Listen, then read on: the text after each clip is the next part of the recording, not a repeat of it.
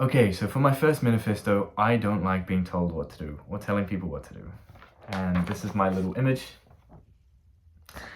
And so why is that? It's quite humiliating and humbling to come into a job, you work every day and being told, do this, do this, do this. You know what's going on.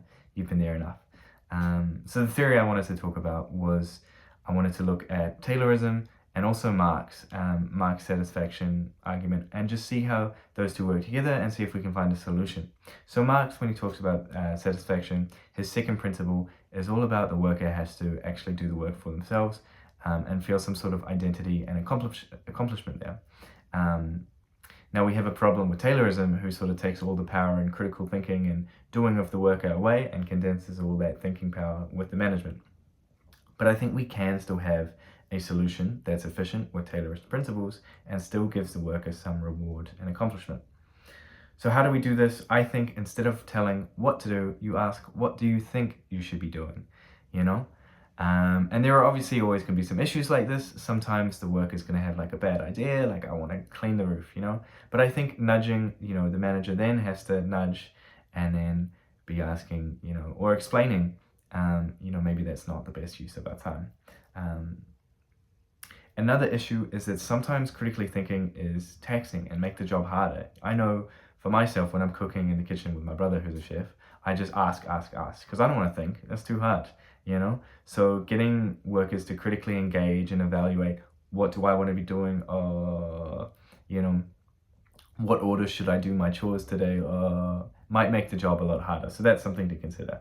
But overall, I think asking employers to engage and critically think about what order they should do their tasks could help benefit them feeling more engaged and satisfied, according to Marx.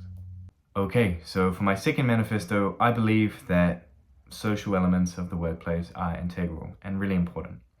Why? Because work takes up our whole life. I think it's crazy to assume that we should only be social on the weekend. We are social people. And there is also business benefits to this. If you look at the Google Aristotle program or the NHI report, a little bit of effort into making social environments can reduce turnover rate by 50%. And the theory I wanted to look at and how it relates to the course is on Maslow's self-actualization and his theory of needs in the workplace. And he puts belongingness and need for friendship on third on his list for needs from the workplace. And, while it's hard to empirically prove this, I still think it demonstrates, just how important this is. So what can we do to bring more social elements into the workplace? I thought one cool idea could be, open planning. And Solomon R. talks about this in his book on corporate real estate. And he goes into depth about how it makes it physically easier to communicate with people and work together.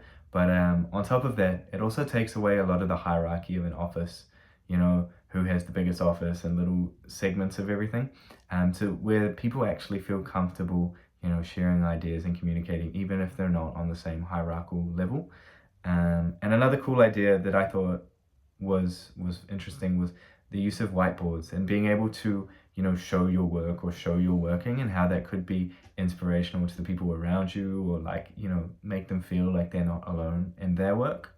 And Birchman talks about, how these inspire collaboration as well, and being able to physically see and work together just inspires collaboration and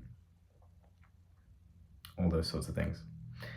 So some of the issues here are that if people are being social, they're obviously not working as much.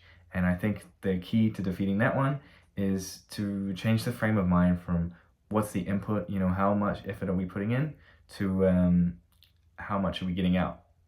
And another thing is that it's difficult to justify all these costs of making things more social if it's not making profit. But I think a good way to do that is to juxtapose it to the cost of recruiting new employees. And these costs, they don't have to be expensive. We can do small things, moving couches, a little bit of lighting, I think makes a big impact. And this is my little slide to keep you engaged on social elements.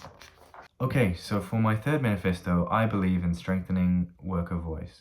I believe the relationship between worker and employer is not neutral and fair, and I believe we need a strong worker voice to create equality in society. So here is my little image to keep engaged. Okay, so why I think the workplace is the basis for all systemic inequality, you know? And John Budd says something similar about how these employment structures and hierarchy of people, you know, create these massive imbalances of control on the wider society. So looking at the theory from class, we have week 10 when we looked at unions and these unitarists and how there's their idea that the firm and the worker are similarly aligned. But I disagree with this, and we look at John Budd again and how he says the pluralist and critical views, they oppose this and they say, you know, the workers actually have opposing goals of fairness compared to the firm who wants profit, you know?